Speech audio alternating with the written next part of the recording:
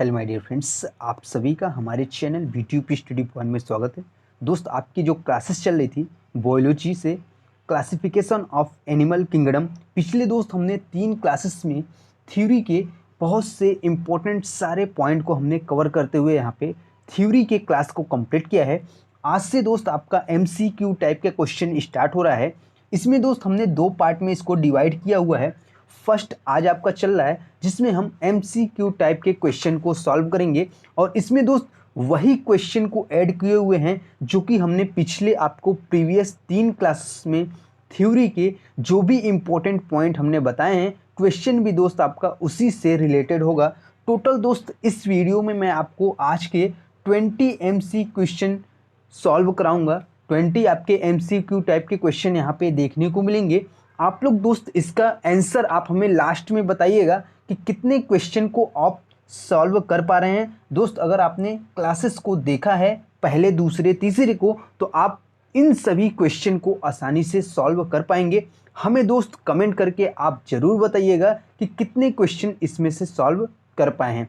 Classes को start करते हैं दोस्त। वीडियो को ज़्यादा से ज़्यादा शेयर करिएगा ताकि दोस्त क्लासेस की इंफॉर्मेशन और भी स्टूडेंट के पास पहुंच सके।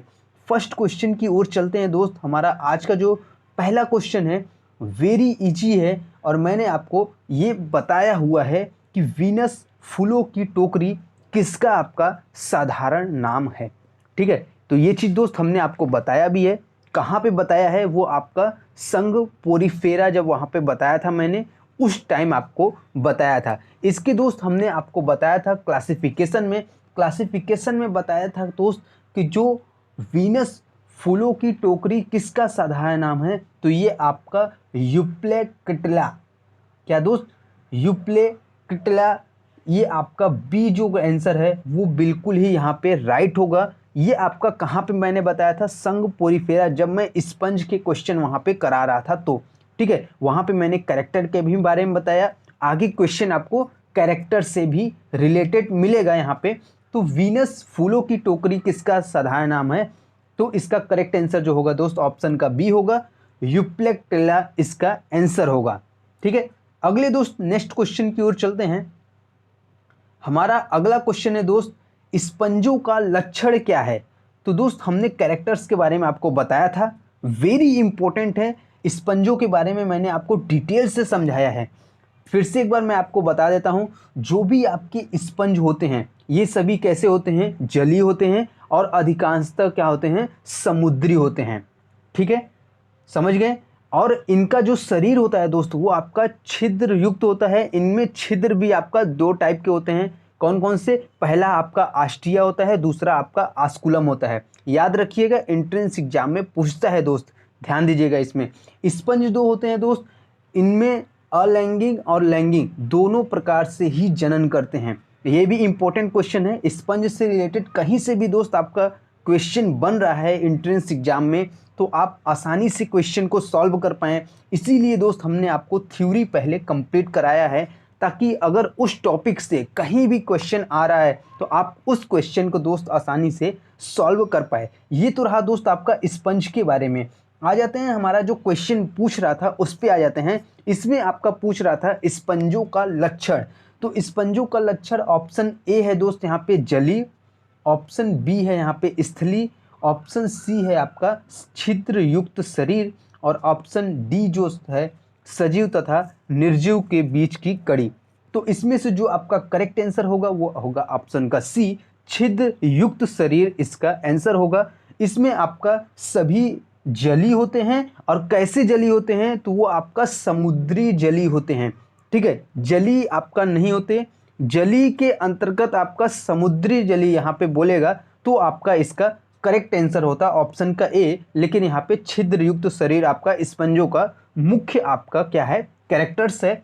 ऑप्शन का सी इसका बिल्कुल ही यहाँ पे राइट आंसर होगा। आशा करते हैं दोस्त आपको क्वेश्चन अच्छी तरीके से समझ में आ गया है। लास्ट में दोस्त आपसे रिक्वेस्ट है कि आप कमेंट करके हमें ज़रूर बताइएगा इसमें से कितने क्वेश्चन, मतलब आउट ऑफ 20 में से आप कितने क्वेश्चन यहाँ पे सॉल्व कर पा रहे हैं। और दोस्त आपका मैंने बताया था फॉर्म के लिए, एप्लीकेशन फॉर्म दोस्त अभी तक आपने भरा नहीं है फॉर्म का, यानी कि यूपी पॉलिटेक्निक एंट्रेंस एग्ज़ाम 2023 के लिए अभी तक आपने आवेदन नहीं किया है दोस्त, तो आप अपना आवेदन यहाँ पे कर सकते हैं। लास्ट डेट आपका मई है, ठीक है। तो उसके बारे में भी आप ध्यान दीजिए। अगर आपको कोई भी इशू आ रहा है तो आप हमारे ऑफिशियल व्हाट्सअप नंबर पे भी मैसेज कर सकते हैं। अगर आपके पास नहीं है, प्रीवियस वीडियो में मैंने आपको बताया है, फिर से मैं एक बार नोट करा देता हूँ।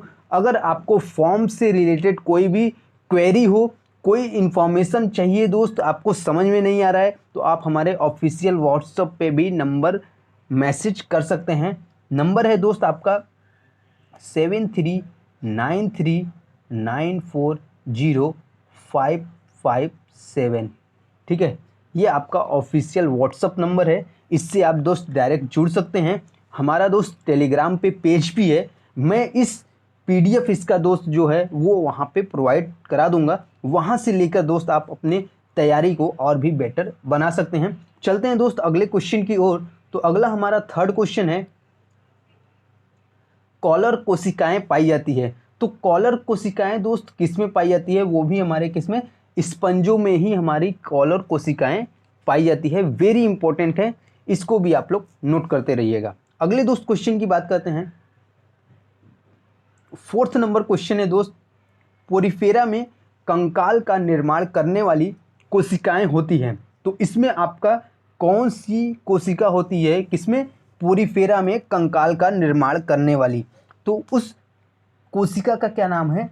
स्क्लेरोब्लास्ट। क्या नाम है दोस्त? स्क्लेरोब्लास्ट, जो कि पोरिफेरा में कंकाल का निर्माण करती है, ठीक है। ये आपका कोशिका का नाम है स्क्लेरोब्लास्ट। वेरी इंपॉर्टेंट है, सी इसका दोस्त बिल्कुल ही यहाँ पे करेक्ट आंसर हो जाएगा। नेक्स्ट अगले क्वेश्चन की ओर चलते हैं दोस्त। यहाँ पे हम 5th नंबर क्वेश्चन को देखते हैं। स्पंजों के लिए सार्वभौमिक कौन सा लक्षण है? तो स्पंजों के लिए जो हमारा सार्वभौमिक लक्षण है वो है उच्च पुनरुद्ध भवन क्षमता, ठीक है।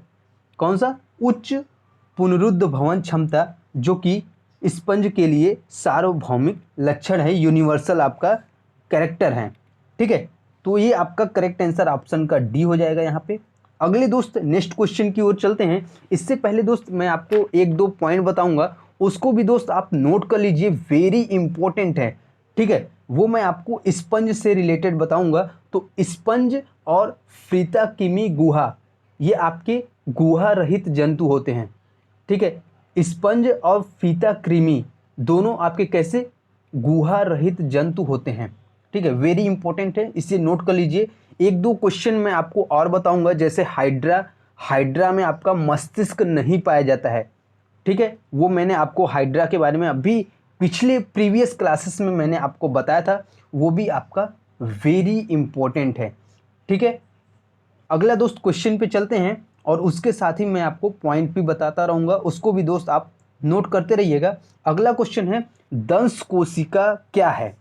तो दोस्त आपका जो दंश कोशिका है, यह आपका एक कोशिका का ही भाग है, जिसे हम दंश कोशिका के नाम से जानते हैं। इसका भी आपका करेक्ट आंसर ऑप्शन का डी हो जाएगा, ठीक है।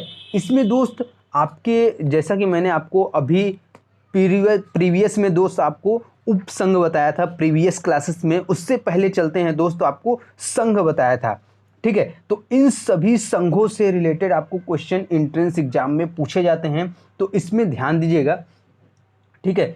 इकाई नोडम के सभी जंतु कैसे होते हैं? वो आपके समुद्री होते हैं, ठीक है। कैसे होते हैं? समुद्री होते हैं। वेरी इंपॉर्टेंट है, जिराफ में वॉइस नहीं होता है, ठीक है। जिराफ की बात करें दोस्त, तो इसमें आपका क्या होता है? वॉइस नहीं होता है। और किसमें आपकी लार ग्रंथियां नहीं पाई जाती? वेरी इंपॉर्टेंट क्वेश्चन है दोस्त, एंट्रेंस एग्जाम में भी पूछा गया है कि किसमें आपका, कौन सी जीव में आपका लार ग्रंथि नहीं पाई जाती? तो किसमें नहीं पाई जाती दोस्त? एक आपका व्हेल मछली हो गई, और एक आपका समुद्री गाय हो गया, जिसमें आपका लार ग्रंथि नहीं पाई जाती, ठीक है। वेरी इंपॉर्टेंट है, ध्यानपूर्वक आप लोग इनको समझ लीजिएगा, क्योंकि ये आपके एंट्रेंस एग्जाम में भी पूछे जाते हैं। और आपने शहद देखा होगा दोस्त, तो शहद में आपका क्या क्या मिक्सचर होता है? तो शहद में आपका मक्खियों का मकरंद और लार का मिश्रण होता है जिसे हम शहद के नाम से जानते हैं। ठीक है, तो ये इंपॉर्टेंट चीज़ है, इसको भी दोस्त आप नोट करते रहिएगा बीच बीच में, ताकि कहीं से भी दोस्त आपका क्वेश्चन बने तो आप वहाँ पे क्वेश्चन का आंसर आप आसानी से दे पाएँ। सबसे तेज उड़ने वाला पक्षी का भी नाम दोस्त यहाँ पे लिख लीजिए, एट बैरेटास। क्या है दोस्त? एट बैरेटास, जो कि सबसे तेज उड़ने वाला आपका क्या है? पक्षी है। ठीक है, सर्प विष में लगभग कितना 30% आपका विषाक्त जो होता है वो आपका प्रोटीन्स होती है। क्या होती है दोस्त?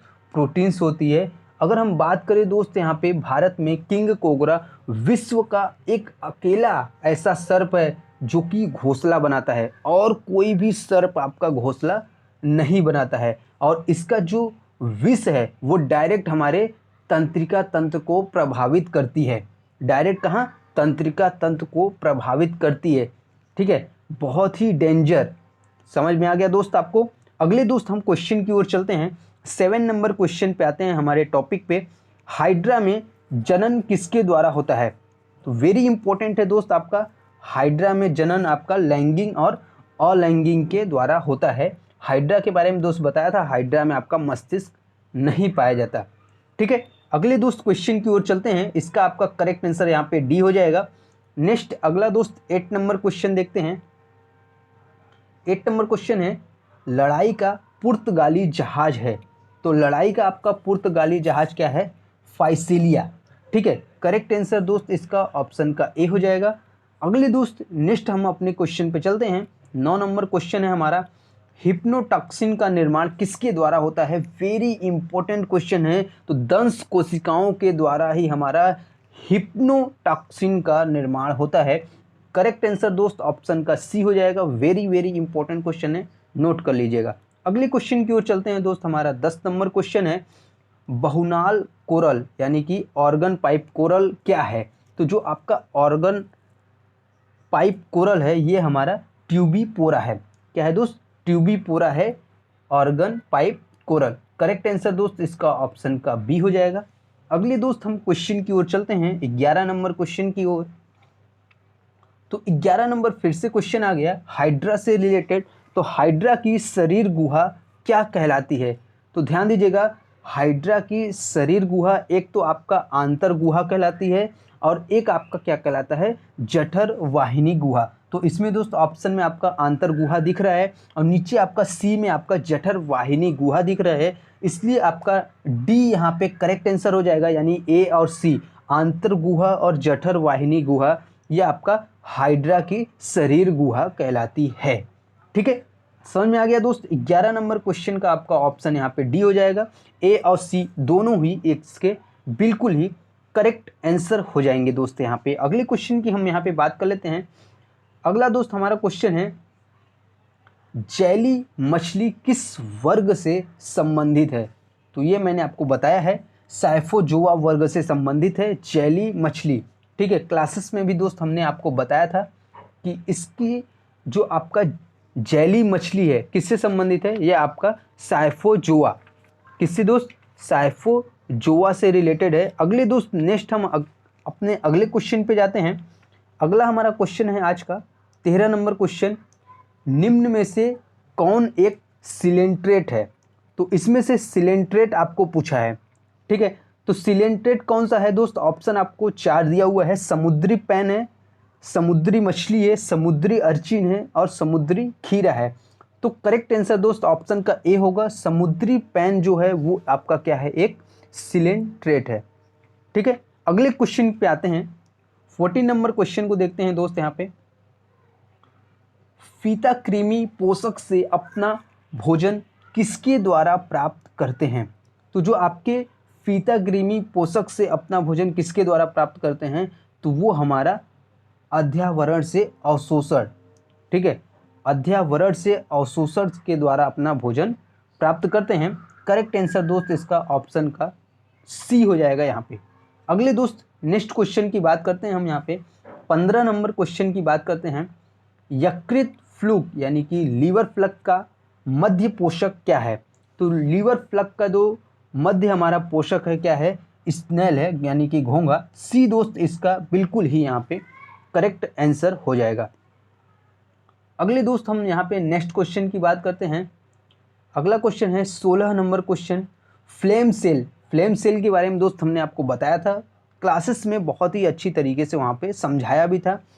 इसमें पूछ रहा है ज्वाला कोशिकाएं पाई जाती है, यानी कि फ्लेम सेल्स किसमें पाई जाती है। तो फ्लेम सेल आपका प्लेटी हेल्मिन्थीज में पाई जाती है। करेक्ट आंसर दोस्त इसका ऑप्शन का सी हो जाएगा यहाँ पे। ठीक है, अगले दोस्त हम आपको नेक्स्ट क्वेश्चन की ओर लेके चलते हैं। अगला हमारा नेक्स्ट क्वेश्चन है 17 नंबर क्वेश्चन, टीनिया सोलियम का मुख्य लक्षण है। तो टीनिया सोलियम का मुख्य लक्षण आपका क्या है। सबसे पहला उसका दोस्त लक्षण है कि आसंजन के लिए अंकुशों हुक्स की उपस्थिति होती है, उसमें पाचन तंत्र की उसमें अनुपस्थित होती है, और बाह्य रूप से शरीर उनका क्या होता है, विभाजित होता है। तो टीनिया सोलियम के ये सभी आपके तीनों ही आपका मुख्य लक्षण हैं, इनका करेक्टर है। ऑप्शन का डी इसका बिल्कुल ही दोस्त यहाँ पे करेक्ट आंसर हो जाएगा। आशा करते हैं दोस्त क्वेश्चन आपको समझ में आ गया है। नेक्स्ट हम अगले क्वेश्चन की ओर चलते हैं। 18 नंबर क्वेश्चन को देखते हैं दोस्त। यहाँ पे गोल कृमि चपटे कृमि से किसकी उपस्थिति के कारण भिन्न होते हैं। देखिए दोस्त, इसमें आपको पूछ रहा है कि गोल कृमि है और चपटे कृमि है, तो इसमें से किसकी उपस्थिति के कारण ये भिन्न भिन्न होते हैं। वेरी इंपॉर्टेंट है। इसमें हमारा किसके उपस्थिति के कारण, तो कूट प्रगुहा की उपस्थिति के कारण ये आपस में भिन्न भिन्न होते हैं, गोल कृमि और चपटे कृमि। ठीक है, करेक्ट आंसर दोस्त इसका ऑप्शन का ए हो जाएगा, और कूट प्रगुहा इसका आंसर हो जाएगा। नेक्स्ट अगला क्वेश्चन देखते हैं दोस्त। यहाँ पे 19 नंबर क्वेश्चन को देखते हैं। कूट प्रगुहा पाई जाती है। अब दोस्त कूट प्रगुहा पाई किस में जाती है, तो ये आपका एस्केरिस में पाई जाती है। किसमें, एस्केरिस में पाई जाती है। करेक्ट आंसर आपका ऑप्शन का बी हो जाएगा। लास्ट दोस्त अगला क्वेश्चन हम अपना देखते हैं। आज के इस वीडियो का लास्ट क्वेश्चन है 20 नंबर क्वेश्चन, बच्चों में पाया जाने वाला सामान्य कृमि क्या है। ठीक है, तो बच्चों में दोस्त पाया जाने वाला सामान्य जो हमारा कृमि है वो क्या है, एंटेरोबियस वर्मिक्यूलेरिस। ठीक है, एंटेरोबियस वर्मिक्यूलेरिस। ठीक है, करेक्ट आंसर इसका ऑप्शन का ए हो जाएगा, जो कि बच्चों में पाया जाने वाला सामान्य कृमि है। दोस्त आज का सेशन यहीं पे समाप्त होता है। टोटल हमने 20 यहाँ पे क्वेश्चन कंप्लीट कराए हैं। आप लोग दोस्त जल्दी से कमेंट करके हमें बताइए कि कितने क्वेश्चन इसमें से आप सही कर पाए हैं। बहुत ही जल्द मैंने आपको बताया था दोस्त कि फिजिक्स और केमिस्ट्री की भी क्लासेस स्टार्ट करेंगे, वो भी बहुत ही जल्द आपको देखने को मिल जाएगा। ठीक है, और जल्दी से दोस्त आप कमेंट करके हमें ज़रूर बताइएगा कि आप कितने क्वेश्चन को कर पाए हैं सही बिल्कुल। आशा करते हैं दोस्त आज की वीडियो में जितने भी हमने क्वेश्चन कराएं आप सभी को समझ में आ गया। वीडियो अच्छा लगा हो दोस्त वीडियो को लाइक करिएगा और दोस्तों में शेयर करना ना भूलिएगा, ताकि दोस्त क्लासेस की इन्फॉर्मेशन और भी स्टूडेंट के पास पहुंच सके। Thank you so much.